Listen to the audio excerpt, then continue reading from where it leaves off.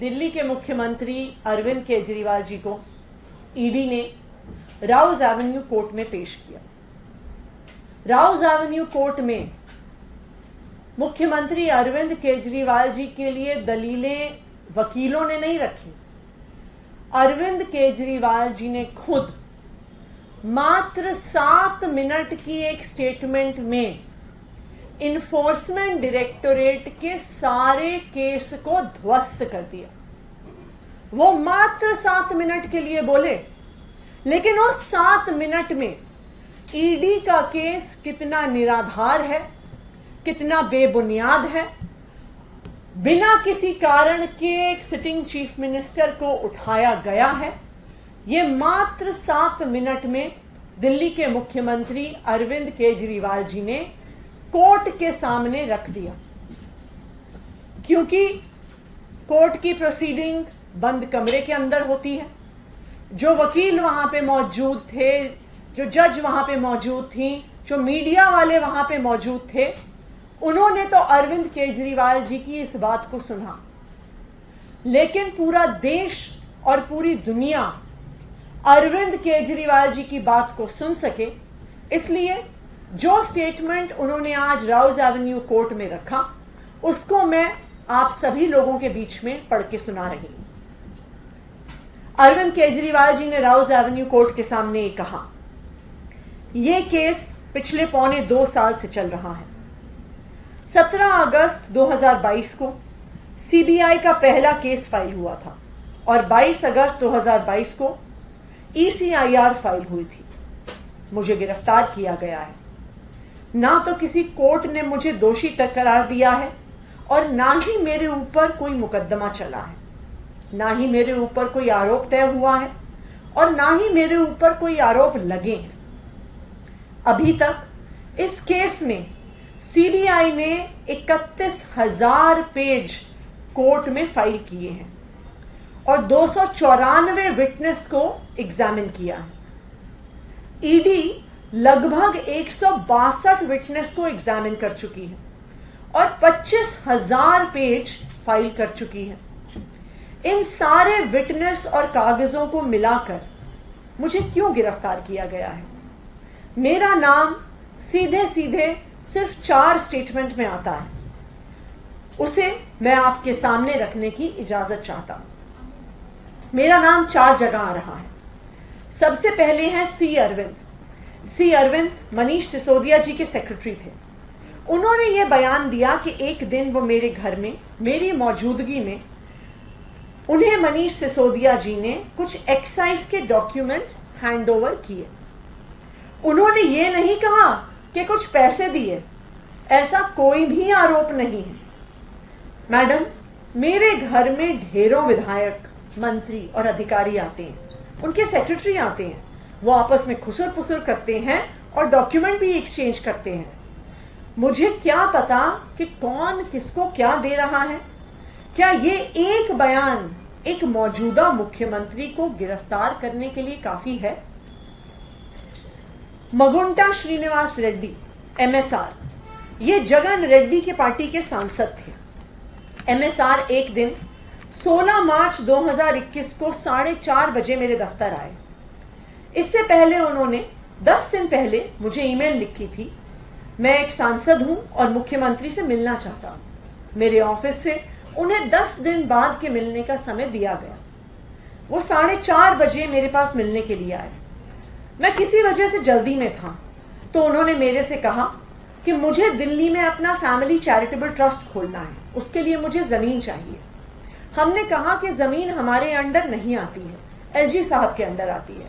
आप चिट्ठी दे दीजिए, मैं एलजी को ये चिट्ठी पहुंचवा दूंगा। 16 सितंबर 2022 को उनके घर पे रेड होती है।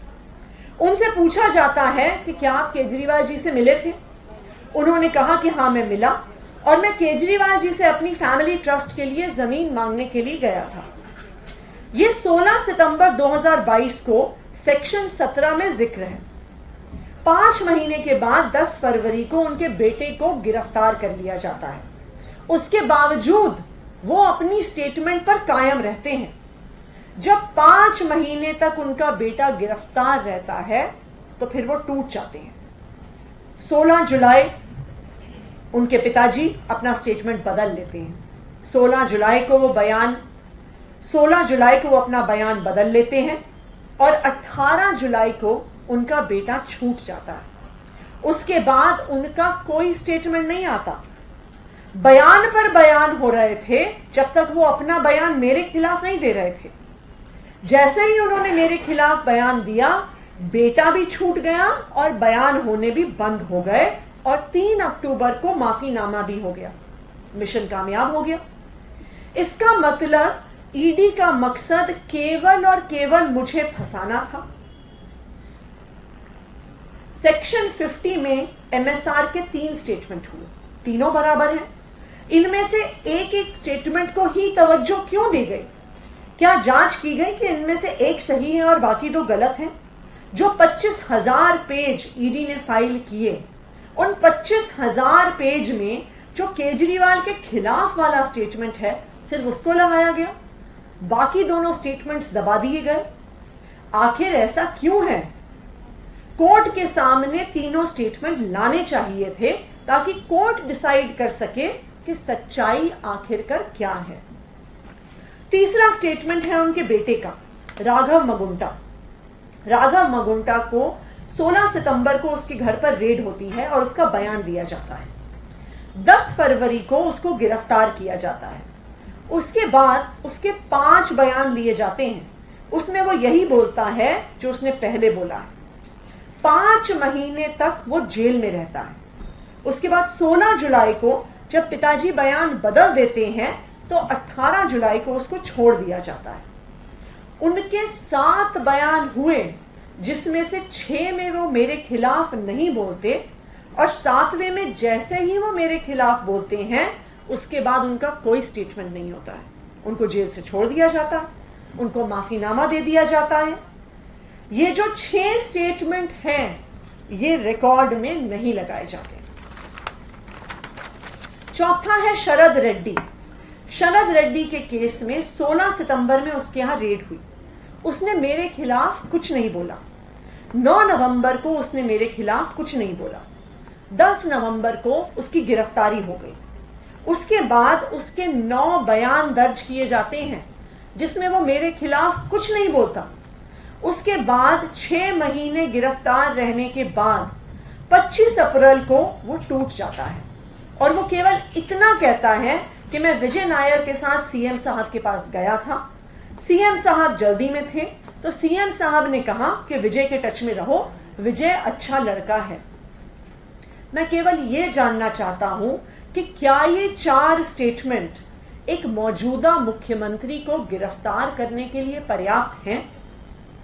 नंबर 2, जो 30,000 पेज फाइल किए गए हैं, ये 30,000 पेज के अलावा 1 लाख पेज ईडी के दफ्तर में पड़े हुए हैं जो हमारी बेगुनाही साबित करते हैं, जो हमारी बेगुनाही के सबूत हैं। उनको कोर्ट के सामने नहीं लाया गया। शराब घोटाले का पैसा आखिर कहां है? आरोप लगाया जा रहा है कि 100 करोड़ रुपए किसी साउथ लॉबी ने शराब की पॉलिसी बनाने के लिए आम आदमी पार्टी को दिए।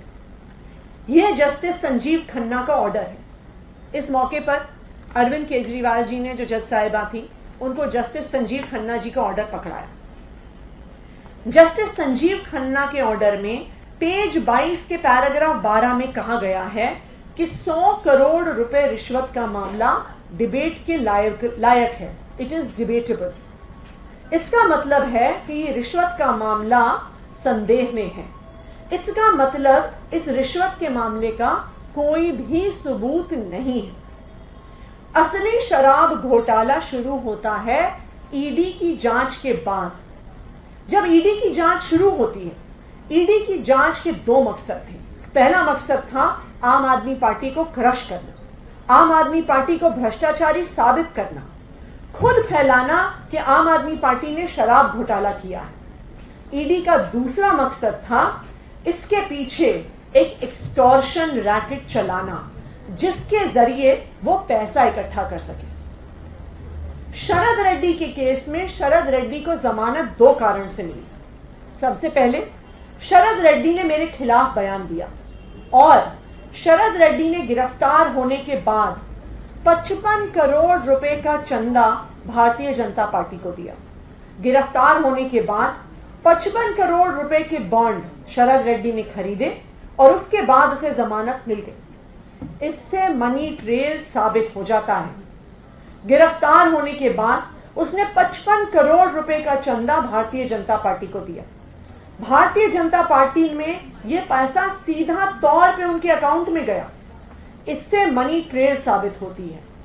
यही पूरी जांच का मकसद था कि एक तरफ आम आदमी पार्टी को क्रश करना, एक स्मोक स्क्रीन क्रिएट करना और पीछे से एक्सटॉर्शन करना। यह बयान आज दिल्ली के मुख्यमंत्री अरविंद केजरीवाल जी ने राउज एवेन्यू कोर्ट में दिया। यह बयान साफ साफ साबित कर देता है कि उनको सिर्फ 4 ऐसे बयान के आधार पर गिरफ्तार किया गया है जिन बयानों का कोई आधार नहीं है, जिन बयानों को देने से पहले उन व्यक्तियों ने कई ऐसे बयान दिए जहां पे उन्होंने कहा हम अरविंद केजरीवाल को नहीं जानते, हम अरविंद केजरीवाल को नहीं मिले, लेकिन महीनों में जेल में रहने के बाद उनके बयान पलट जाते हैं। तो आज अरविंद केजरीवाल जी ने राउज एवेन्यू कोर्ट के सामने अपना पूरा बयान रखकर ईडी के सारे केस को ध्वस्त कर दिया। आज अरविंद केजरीवाल जी ने अपना बयान सामने रखकर पूरे देश के सामने यह साबित कर दिया कि ईडी का असली मतलब है एक्सटॉर्शन डायरेक्टरेट, कि ईडी का प्रयोग किया जाता है एक्सटॉर्शन करने के लिए और असली शराब घोटाला शुरू हुआ ईडी की जांच के बाद, जब इस शराब घोटाले की जांच के माध्यम से पैसे शराब कारोबारियों से एक्सटॉर्ट किए गए। Thank you.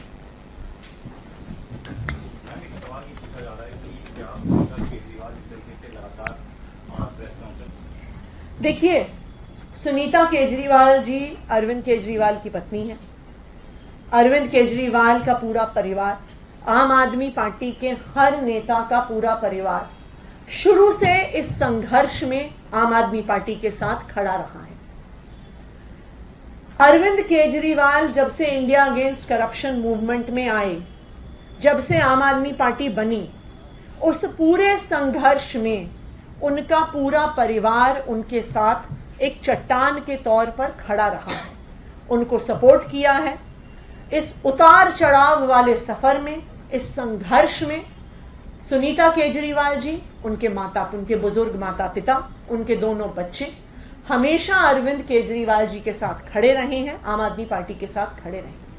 आज भी इस मुश्किल समय में भी उनका पूरा परिवार इस संघर्ष में साथ में है और इस संघर्ष में साथ में रहेगा। छगन भुजबल के बाद अब प्रफुल्ल पटेल से जुड़े हुए करप्शन के मामले को सीबीआई ने क्लोजर रिपोर्ट फाइल कर दी है। देखिए, ये बिल्कुल साफ है कि ईडी और सीबीआई का प्रयोग विपक्ष को खत्म करने के लिए किया जा रहा है। विपक्ष के सभी नेताओं के ऊपर एक एक करके केस लगाए जाते हैं। जो भारतीय जनता पार्टी में आ जाता है उसके ऊपर केस खत्म कर दिए जाते हैं। छगन भुजबल के केस में ऐसा हुआ कि ईडी ने कहा कि हमारी फाइल खो गई है, इसलिए हम केस बंद कर रहे हैं, और आज फिर से यही मामला सामने आया है। तो ये बिल्कुल साफ है, जो भारतीय जनता पार्टी में जाएगा वो भारतीय जनता पार्टी की वॉशिंग मशीन से धुल जाएगा। जो भारतीय जनता पार्टी का विरोध करेगा वो सत्येंद्र जैन, मनीष सिसोदिया, संजय सिंह और अरविंद केजरीवाल जी की तरह हिरासत में रहेंगे।